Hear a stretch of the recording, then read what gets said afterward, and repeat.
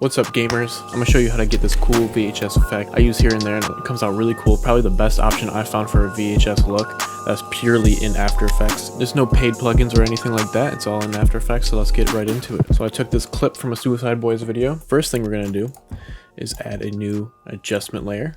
Boom, let's add a contrast. We're gonna add actually two things of brightness and contrast on the adjustment layer. And so the first one, let's bump up the contrast a bit.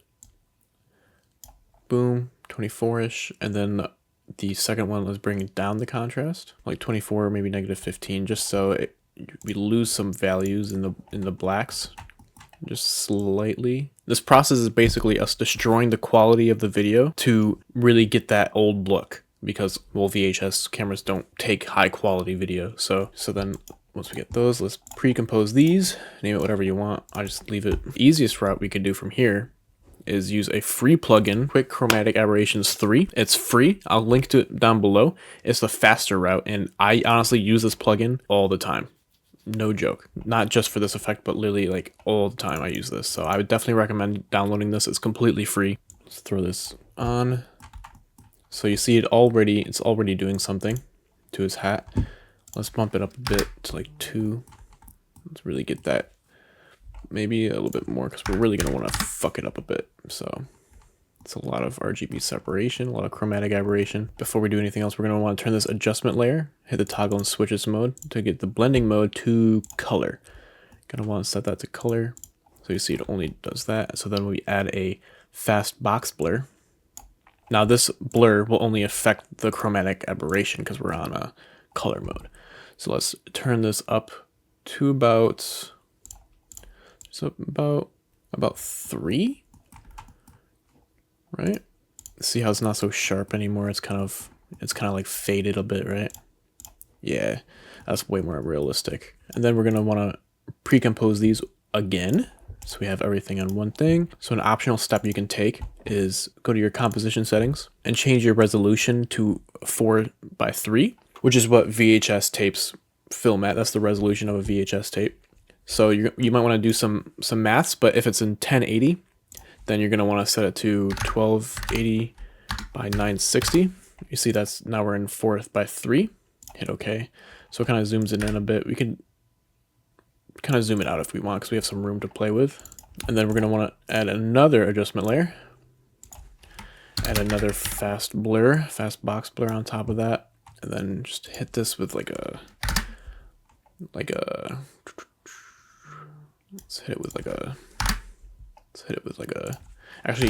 a 3, so let's get it really blurry. And then we're going to want to do an unsharp mask. Bam. We're going to want to set it to 100, 10, leave that to 0. So it's not exactly what we're looking for. Let's bring this down to 1, maybe 1.5. No, 1's good.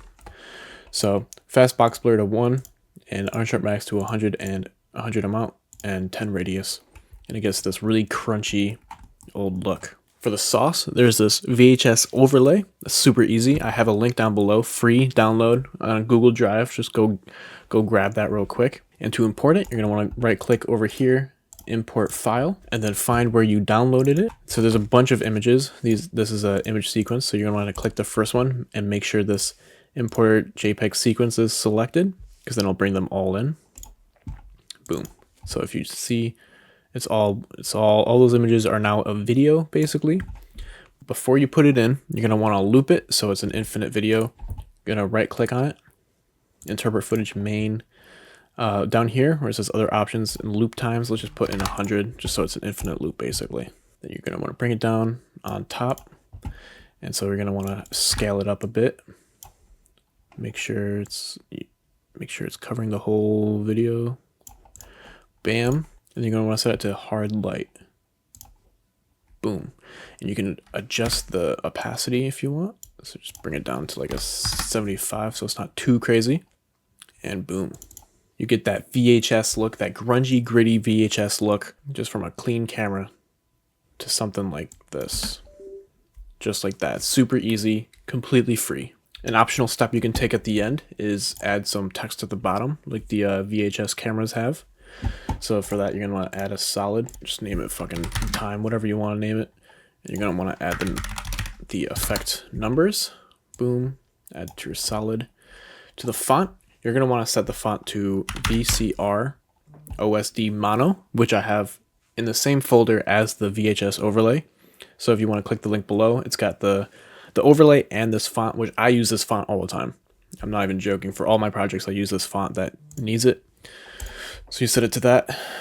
Change the fill to white. So you're going to want to set the type to timecode 24. You can click this value offset random mix. So it seems like it's been on for a while. Just jump it up in time. See how it already goes. I don't really like the jitter, so we're going to want to unclick this proportional spacing. So it's moving without jittering everything, but then it's kind of a little too close here. So let's just change this tracking a bit, just slightly, boom. And then the size, we're gonna wanna bring this down to like 12, super small. Bring the size down, but then down here, scale it up.